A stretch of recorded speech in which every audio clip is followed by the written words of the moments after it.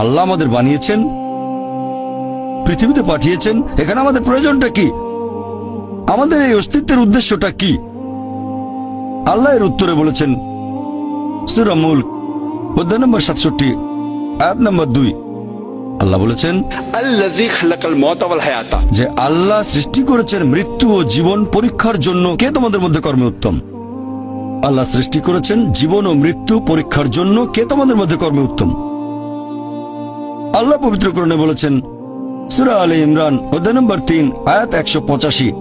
আল্লাহ বলেছেন কুল্লু নাফসিন যায়কাতুল মউত, প্রত্যেক জীব মৃত্যুর স্বাদ গ্রহণ করবে, আর চূড়ান্ত বিচার হবে রোজ কিয়ামতের দিনে। যাকে সেদিন দোজখ থেকে রক্ষা করা হবে আর বেহেশতে দাখিল করা হবে, সেই পৃথিবীর উদ্দেশ্য অর্জনে সফল কাম। কারণ এই পার্থিব জীবন ছলনাময় ভোগ ব্যতীত আর কিছুই নয়। তার মানে এই পৃথিবীতে আমাদের ইহকাল, এটা পরকালের জন্য একটা পরীক্ষা। যদি আল্লাহ সুবহানাহু ওয়া তাআলার আদেশগুলো মেনে চলেন, তাহলে পরকালের জীবনে বেহেশতে যেতে পারবেন, আর আদেশগুলো না মানলে বেহেশতে যেতে পারবেন না, দোজখে যাবেন। তাহলে এই জীবন আমাদের অস্তিত্বের পেছনের উদ্দেশ্য। আল্লাহ বলছেন পরকালের জন্য পরীক্ষা। আর আল্লাহ পবিত্র কোরআনে বলেছেন সূরা আনকাবুত অধ্যায় নম্বর 29 আয়াত নম্বর 2 যে তোমরা কি মনে করো আমরা ঈমান এনেছি এটা বললেই তোমাদের ছেড়ে দেওয়া হবে? তোমাদের অবশ্যই পরীক্ষা নেব। যদি শুধু মুখে বলেন আল্লাহকে বিশ্বাস করি, আমি একজন মুসলিম, আমি একজন মুমিন, এটা বললেই আল্লাহ ছেড়ে দেবেন? এখানেই পরীক্ষা শেষ?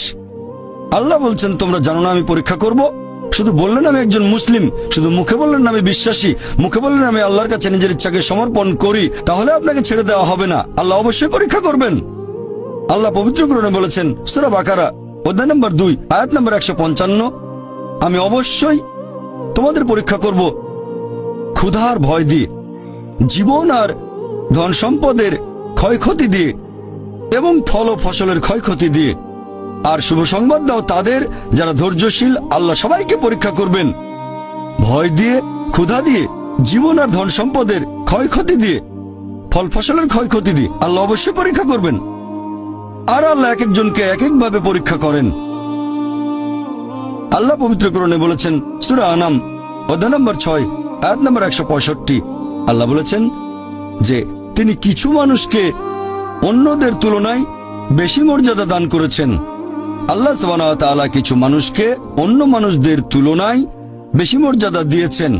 আল্লাহ কোরআনে বলেছেন সূরা নাহল অধ্যায় নম্বর 16 আয়াত নম্বর 71 যে তিনি কিছু মানুষকে অন্য মানুষের তুলনায় শ্রেষ্ঠত্ব দান করেছেন। আল্লাহ এই কথা আবারও বলেছেন সূরা আনাম অধ্যায় নম্বর 6 আয়াত নম্বর 165 যে আল্লাহ সুবহানাহু ওয়া তাআলা কিছু মানুষকে অন্যদের তুলনায় বেশি মর্যাদায় উন্নীত করেছেন, আর তিনি যা দিয়েছেন তার ভিত্তিতেই তোমাদের বিচার করা হবে। এখানে অনেক লোকজন এভাবে প্রশ্ন করে আল্লাহ তাআলা এখানে সুবিচার করবেন কিভাবে? কেউ হয়তো জন্মায় গরিব পরিবারে, আবার কেউ জন্মায় ধনী পরিবারে, কেউ জন্মায় ভালো স্বাস্থ্য নিয়ে, কেউ জন্মায় অসুস্থ হয়ে।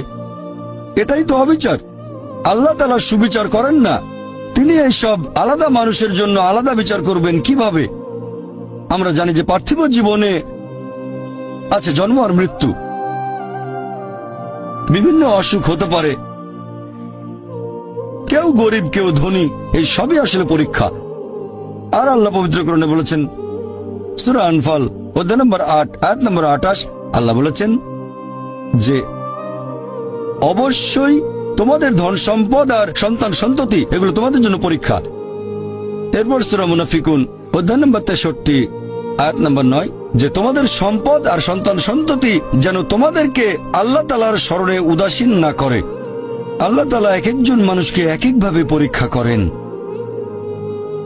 আপনি যদি কাউকে জিজ্ঞেস করেন যে ভালো কাজগুলো কি কি আর ভালো কাজগুলো কি, এই ব্যাপারে আস্তিক নাস্তিক সব ধরনের মানুষই তখন বলবে ভালো কাজ হচ্ছে দান করা, নিজে সন্তুষ্ট থাকা। কয়েকটা ভালো কাজের কথা বললে দান খয়রাত থাকবে। এখন একজন মানুষ পরোপকারী কি না সেটা আল্লাহ কিভাবে পরীক্ষা করবেন? কিন্তু সবার সম্পদ যদি সমান থাকে, পরীক্ষার ব্যাপারটা তাহলে আসবে কিভাবে? পরীক্ষা তখনই নেওয়া যাবে যখন কেউ হবে ধনী আর কেউ হবে গরিব। তাই আল্লাহ তাআলা এক একজনকে এক একভাবে পরীক্ষা করেন। হয়তো কেউ জন্ম নিয়েছে ধনী পরিবারে, তাই সম্পদ অনেক বেশি, আবার কেউ জন্মায় গরিব হয়ে। তবে যে লোকটা ধনী, ইসলামিক শরিয়া অনুযায়ী ইসলাম ধর্মের একটা স্তম্ভ হচ্ছে যাকাত, যে প্রত্যেক ধনী লোক যাদের সঞ্চয় নিসাব লেভেলের উপরে 85 গ্রাম স্বর্ণ, সে প্রতি হিজরি বছরে সেই সঞ্চয়ের 2.5% জাকাত হিসেবে দান করে দেবে। সেই লোক হতে পারে লাখপতি, হতে পারে কোটিপতি। যদি সে ঠিকমতো জাকাত দেয় তাহলে সে পাবে 5 নম্বর। হয়তো সে পুরো জাকাত দিল না, সামান্য কিছু অংশ দান করলো, যা দেওয়ার কথা তার 20% দিল, যেটা দেওয়া উচিত তার সামান্য অংশ দিল, তাহলে সে ফেল করবে। আবার কেউ হয়তো জাকাতই দেবে না, একেবারে শূন্য। আর গরিব লোককে কোনো জাকাত দিতে হবে না, সেভাবে ফুল নাম্বার। কিন্তু আমরা মানুষরা এভাবে বলি, আহা বেচারা লোকটা খুব গরিব, এই লোকটার জীবনে শুধু সমস্যা আর সমস্যা। আর ধনীদের দেখে আমরা মুগ্ধ হই। আমাদের প্রিয় নবী বলেছেন যে একজন ধনী লোকের বেহেশতে প্রবেশ করা গরিবের চেয়ে অনেক বেশি কঠিন। আর পবিত্র কোরআন বলছে, সূরা আনফাল অধ্যায় নম্বর 8 আয়াত নম্বর 28, ধন সম্পদ তোমাদের জন্য পরীক্ষা, এটা পরীক্ষা। আমরা বোকা তাই এভাবে চিন্তা করি যে এই লোকটার অনেক টাকা, আল্লাহ অনেক রহমত দিয়েছেন, এটা একটা পরীক্ষা। যদি এই রহমত ঠিক মতো ব্যবহার না করেন, এটা অবশ্যই রহমত, তবে এই পরীক্ষায় ফেল করার সম্ভাবনা অনেক বেশি। যেমন ধরেন বোর্ডের একটা পরীক্ষার প্রশ্ন, গত বছরের কথা, 2 বছর আগের কথা, 2002 সালের কথা। সেবারের প্রশ্ন খুব কঠিন ছিল, বেশিরভাগ ছাত্রছাত্রী উত্তর দিতে পারেনি। পরের বছর সেই প্রশ্নটা আসলো না, তখন এটা বলা বোকামি, ও দুঃখ, এবার তো আসলো না। আপনি তো খুশি হবেন যে এবার আসেনি। তাহলে সম্পদ একটা পরীক্ষা। তাহলে যাদের ধন সম্পদ নেই তাদের জন্য ধনীদের তুলনায় বেহেশতে যাওয়াটা অনেক সহজ। আল্লাহ এক একজনকে এক একভাবে পরীক্ষা করেন। সেজন্য আল্লাহ বলেছেন, তোমাদের ধন সম্পদ যেন তোমাদেরকে আল্লাহ তাআলার স্মরণে উদাসীন না করে। এটা একটা পরীক্ষা। আরেকটা পরীক্ষা হচ্ছে সন্তুষ্টি, নিজে সন্তুষ্ট থাকা। আর আমাদের নবী মুহাম্মদ সাল্লাল্লাহু আলাইহি ওয়াসাল্লাম বলেছেন, এটা আছে সহিহ বুখারীতে, খণ্ড নম্বর 8 হাদিস নম্বর 447। নবী বলেছেন, যদি কারো কাছে একটা পর্বত সমান স্বর্ণ থাকে, সে এরকম আরেকটা চায়। যদি কারো কাছে 1 পাহাড় স্বর্ণ থাকে, তারপরও সে আরেকটা স্বর্ণের পাহাড় চায়। আর সর্বশেষে তার মুখগহ্বর পূর্ণ হয় কবরের মাটি দিয়ে।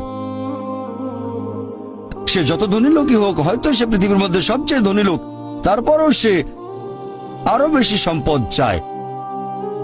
মানুষ সন্তুষ্ট হয় না, বেশিরভাগ মানুষ কখনোই সন্তুষ্ট হয় না।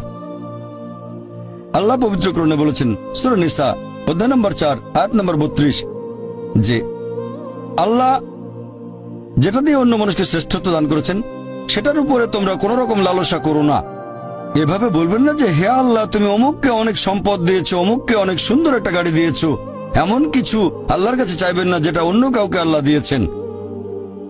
এতে লোকসান হবে আপনার। আর আমাদের প্রিয় নবী মুহাম্মদ সাল্লাল্লাহু আলাইহি সাল্লাম বলেছেন, এটা আছে সহিহ বুখারীতে, খণ্ড নম্বর 4, আমাদের নবী বলেছেন যে সেই লোকদের দেখো যাদের ভাগ্য তোমার চেয়ে খারাপ। সেই সব লোককে দেখো না যারা তোমার চেয়ে বেশি ভাগ্যবান। তা না হলে তোমরা আল্লাহ তাআলাকে স্মরণ করায় অবহেলা করতে পারো, তা না হলে প্রতিপালকের প্রতি অকৃতজ্ঞ হয়ে যেতে পারো। তাহলে নবী বলেছেন, তাদেরকে দেখো যাদের ভাগ্য খারাপ। তখন আপনি বলছেন, আচ্ছা এই লোকটার তো কোনো গাড়ি নেই, আমার একটা মারুতি অন্তত আছে। তাকে দেখবেন না যারা সে মার্সিডিজ, ও আমার মার্সিডিজ নেই কেন, ওই লোকের গাড়ি নেই, আমার তো একটা আছে। আপনি আল্লাহকে ধন্যবাদ জানাবেন। যখন মার্সিডিজ গাড়ির মালিকের সাথে নিজেকে তুলনা করবেন, ও আমার কেন মার্সিডিজ গাড়ি দিলেন না, তাদেরকে দেখবেন যাদের ভাগ্য খারাপ। তাহলে আপনি আল্লাহ সুবহানাহু ওয়া তাআলাকে স্মরণ করছেন। আর এটাই বৈশিষ্ট্য মানুষের। এরকম একটা গল্প যে এক লোকের মনে অনেক দুঃখ, কারণ তার কোনো জুতো নেই। তারপরে সে একটা লোককে দেখলো যার একটা পাই নেই। লোকটা অভিযোগ করতো আল্লাহর কাছে যে জুতো নেই, আল্লাহর কাছে অভিযোগ করতো আমার কোনো জুতো নেই। তারপর সেই লোকটাকে দেখলো যার একটা পা নেই, তখন সে আল্লাহকে ধন্যবাদ জানালো, আমার অন্তত 2টো পা আছে। তাহলে সন্তুষ্ট হওয়া একটা পরীক্ষা। আমাদের নবী মুহাম্মদ সাল্লাল্লাহু আলাইহি ওয়াসাল্লাম বলেছেন, এটা আছে সহিহ বুখারীতে, খণ্ড নম্বর 8, যে সত্যিকারের সম্পদ হচ্ছে সন্তুষ্ট হওয়া, ধন সম্পত্তি নয়। সত্যিকারের সম্পদ হলো সন্তুষ্ট হওয়া, পরিতুষ্ট হওয়া। আপনার যা কিছু আছে সেটার জন্য বলবেন আলহামদুলিল্লাহ, সকল প্রশংসা আল্লাহর। তাহলে হবেন সত্যিকারের মুমিন, হবেন সত্যিকারের বিশ্বাসী, হবেন সত্যিকারের মুসলিম, সন্তুষ্ট থাকবেন। অনেকে এভাবে বলে যে কোন কারণে আল্লাহ সুবহানাহু ওয়া তাআলা কিছু মানুষকে জন্ম থেকেই বানিয়েছেন স্বাস্থ্যবান, কিছু মানুষকে আল্লাহ সুস্বাস্থ্য দেন, আর কেউ জন্মায় অসুখ বিসুখ নিয়েই, হয়তো বংশগত কোনো রোগ, হার্ট ডিজিজ, কেউ বা জন্মায় বিকলাঙ্গ হয়ে। আল্লাহ কি অবিচার করছেন? আল্লাহ পবিত্র কোরআনে বলেছেন সূরা নিসা অধ্যায় নম্বর 4 আয়াত 40, আল্লাহ সুবহানাহু ওয়া তাআলা কারোর সাথে অনুপরিমাণে জুলুম করেন না। এটা একটা পরীক্ষা। আল্লাহ এক একজনকে এক এক ভাবে পরীক্ষা করেন। এরকম হতে পারে যে শিশু এখন জন্মাচ্ছে, সেই সময় মাসুম নিষ্পাপ, তার কোনো দোষ নেই। আর পবিত্র কোরআন বলছে সূরা আনফাল অধ্যায় নম্বর 8 আয়াত নম্বর 28 যে তোমাদের ধন সম্পদ আর সন্তান সন্ততি তোমাদের জন্য পরীক্ষা। আল্লাহ কথাটা আবারও বলেছেন অধ্যায় নম্বর 63 আয়াত নম্বর 9 যে তোমাদের ধন সম্পদ সন্তান সন্ততি তোমাদেরকে যেন আল্লাহ তাআলার স্মরণে উদাসীন না করে। এরকম হতে পারে যে পরীক্ষা নেওয়া হচ্ছে বাবা মার, এটা বাবা মার জন্য পরীক্ষা। এরপর আপনারা দেখবেন যখন কোনো মানুষের উপর বিপর্যয় আসে, সেটা হয় পরীক্ষা অথবা একটা শাস্তি। যে লোকগুলো আল্লাহ তাআলার পথ থেকে দূরে সরে গেছে তাদের জন্য এটা শাস্তি, আর যারা আল্লাহর পথে আছে তাদের জন্য পরীক্ষা। হতে পারে যে বাবা মা খুব ভালো মুসলিম, 5 ওয়াক্ত নামাজ পড়েন, হয়তো জাকাত দিয়েছেন, হজ পালন করেন, রমজান মাসে রোজা রাখেন, আল্লাহ তাদের একটা সন্তান দিলেন জন্ম থেকে যার হার্টে সমস্যা। সত্যিকারের মুসলিম, সত্যিকারের মুমিন বলবে আলহামদুলিল্লাহ, আল্লাহ তাআলা তোমাকে অনেক ধন্যবাদ। আল্লাহ তাদের পরীক্ষা করছেন। আরেকটা লোক যে কৃতজ্ঞ নয় আর এই পরীক্ষায় হয়তো পাশও করবে না, সে বলবে কেন, সে লাফালাফি শুরু করবে, আল্লাহর কাছে অভিযোগ করবে যে কেন আল্লাহ তাআলা আমাকে এমন বিকলাঙ্গ সন্তান দিলেন জন্ম থেকে যার হার্টে সমস্যা। আর পরীক্ষা যত কঠিন পুরস্কার তত বেশি। পরীক্ষা যত কঠিন পুরস্কারের পরিমাণ তত বেশি।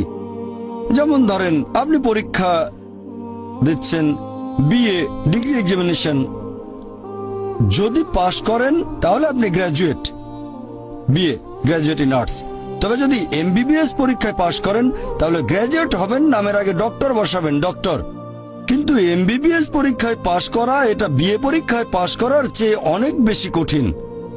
তাহলে পরীক্ষা যত কঠিন পুরস্কারও তত বেশি।